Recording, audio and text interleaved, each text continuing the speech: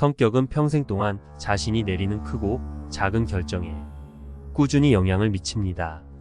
성격에 따라 친구를 고르고 직업을 선택하고 주말에 무엇을 하느냐를 결정합니다. 현재의 나는 상당 부분 이런 선택이 누적된 결과입니다. 오랫동안 행복을 연구한 석학들을 한자리에 모아놓고 행복한 성향을 가지는 유전자가 따로 있을까?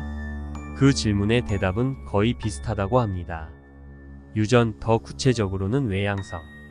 학계의 정설 중 일반인들에게 가장 덜 알려진 사실이 바로 행복과 유전의 관계라고 합니다. 학자에 따라 다소 의견이 다른 통계적 수치지만 학계의 통상적인 견해는 행복, 개인차의 약 50%까지 유전과 관련이 있다고 봅니다. 특히 행복과 관련된 성향은 외향성이라는 성격 특성입니다. 외향성이 행복 연구에서 그토록 주목받는 이유는 한마디로 행복과 가장 손을 꼭 쥐고 있는 짝이기 때문입니다. 지금까지 연구된 그 어떤 특성도 외향성만큼 행복과 관련 깊은 것이 없다고 합니다. 30년 전 성격 연구 과정에서 외향적인 사람들이 유난히 행복하다는 사실을 발견하게 된 것입니다. 외향성이 높은 사람의 특성은 무엇일까? 대표적으로는 사람을 찾고 그들과 절대적으로 많은 시간을 보낸다는 것입니다. 외향적인 사람들이 타인을 찾는 본질적 이유가 자극 추구라는 흥미로운 설명도 있습니다. 사실 사람만큼 자극적인 자극도 없다고 합니다. 외향성이 높을수록 타인과 같이 있는 시간을 좋아하고 또 그들 특히 이성이 자기를 좋아하도록 만드는 타고난 재주가 있습니다.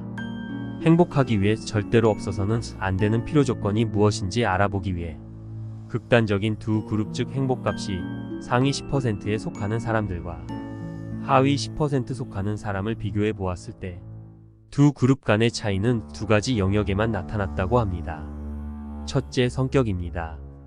행복한 사람들은 월등히 더 외향적이고 정서적 안정성이 높았다고 합니다. 둘째, 대인관계. 행복지수 상위 그룹의 사회적 관계의 빈도와 만족감이 월등히 높았습니다. 사실 두 가지 공통점 분모는 사회성입니다.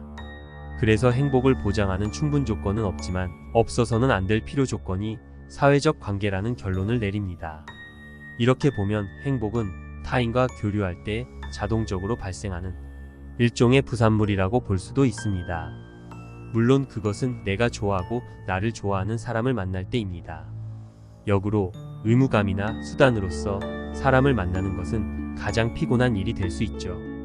한국인들이 행복하지 못하다고 고백하는 이유도 역시 사람 때문입니다.